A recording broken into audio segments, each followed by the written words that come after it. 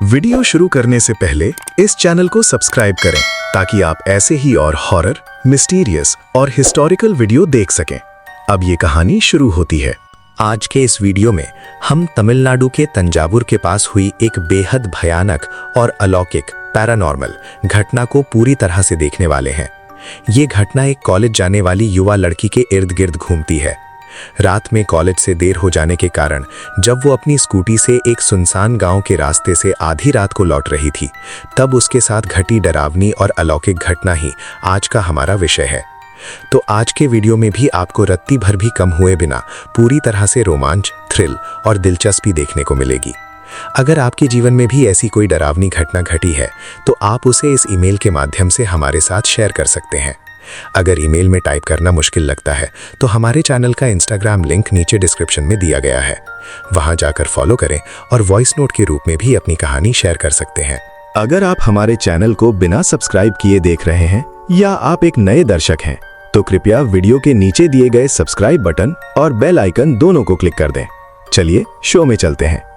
जैसा कि मैंने पहले बताया, ये अलौकिक घटना तमिलनाडु के तंजावुर से 20 किलोमीटर दूर एक खूबसूरत गांव में साल 2022 में घटी थी। ये डरावनी घटना हमें ईमेल के जरिए हमारे चैनल की एक सब्सक्राइबर हरिजा ने शेयर की है। ये घटना 2022 में उनकी करीबी दोस्त श्रीमती नाम की एक युवा लड़की के साथ हुई थी। श्रीमती अपने परिवार के साथ उसी गांव में रहती थी। उनके परिवार में उनके माता पिता और 7वीं कक्षा में पढ़ने वाला एक छोटा भाई कथिरवन है। 2022 में श्रीमती कॉलेज के दूसरे वर्ष में पढ़ रही थी। उनका परिवार एक मध्यम वर्गीय मिडिल क्लास परिवार था। गांव में ज्यादातर खपरेल वाले टाइल वाले घर होते हैं। उनका घर भी वैसा ही था, जिसमें एक किचन, एक हॉल और एक पीछे का दरवाजा पुराने घरों की तरह था।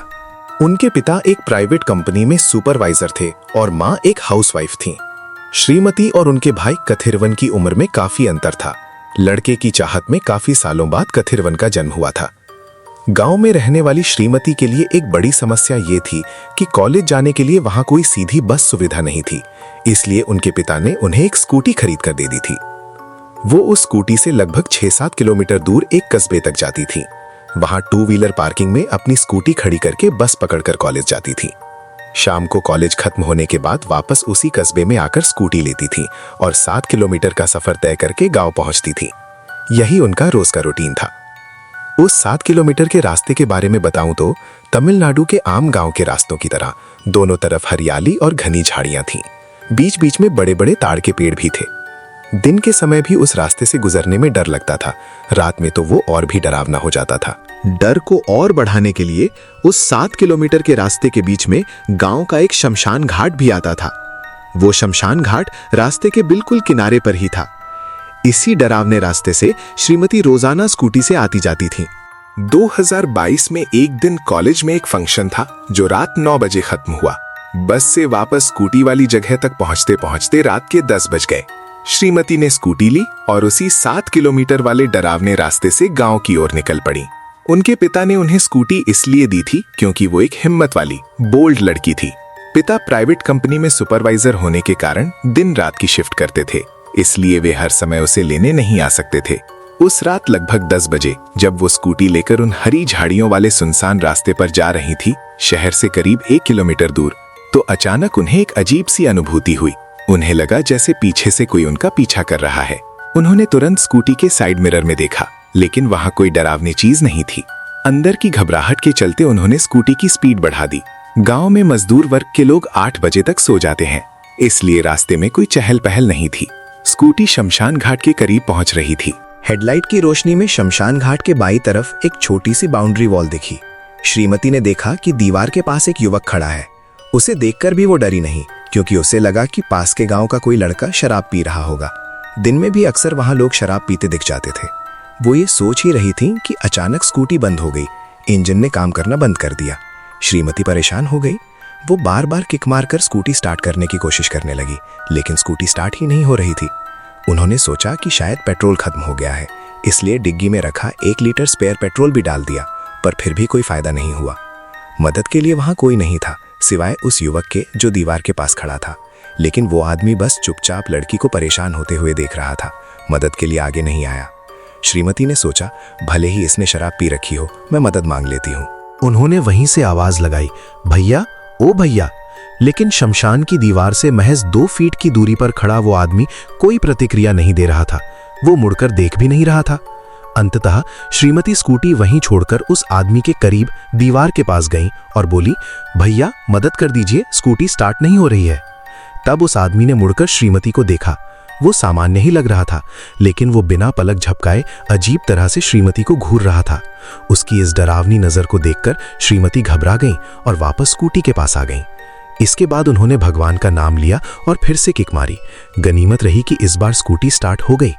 डर के मारे वो पूरी स्पीड में स्कूटी चलाकर सीधे अपने घर पहुंची। घर पहुंचते ही एक और झटका उनका इंतजार कर रहा था। उनके घर का पालतू कुत्ता पोमेरियन, जो रोज उनके आने का इंतजार करता था, उस दिन बहुत अजीब बर्ताव कर रहा था।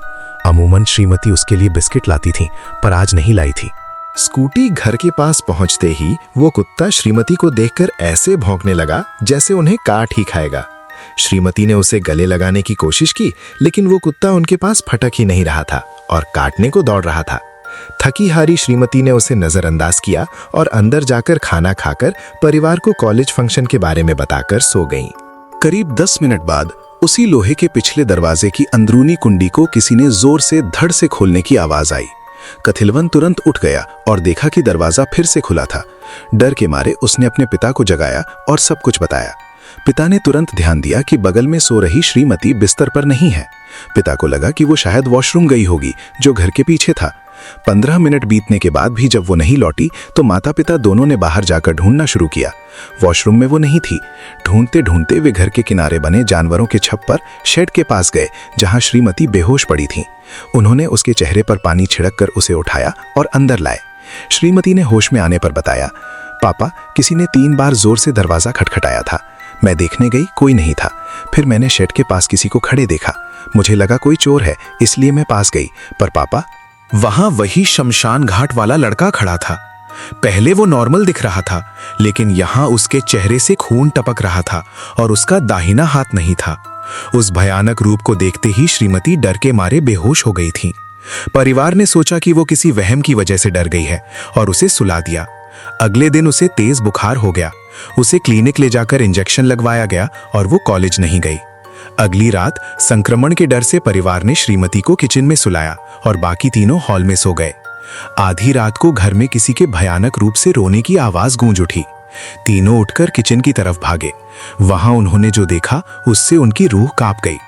श्रीमती बिस्तर पर बैठकर आक्रामक रूप से रो रही थीं और उनके ठीक सामने वही बिना हाथ वाला खून से लथपथ 25 वर्षीय युवक खड़ा श्रीमती को घूर रहा था। माँ और भाई चीख पड़े। पिता ने तुरंत संभलते हुए भगवान के पास से भभूत उठाई। चीख पुकार सुनकर वो आत्मा गायब हो गई। तब जाकर परिवार को यकीन हुआ कि श्रीमती सच कह रही थीं। सुबह होते ही वे श्रीमती को लेकर 5 किलोमीटर दूर अपने कुल देवता करुप्पन स्वामी के मंदिर गए। सीढ़ियों पर कदम रखते ही श्रीमती आक्रामक होकर चिल्लाने लगी। रिश्तेदारों ने उसे काबू में करके मंदिर में बैठाया। पुजारी ने पूछा, तुम कौन हो और इस शरीर में क्यों आए हो? तब श्रीमती एक आदमी की भारी आवाज में बोलने लगी।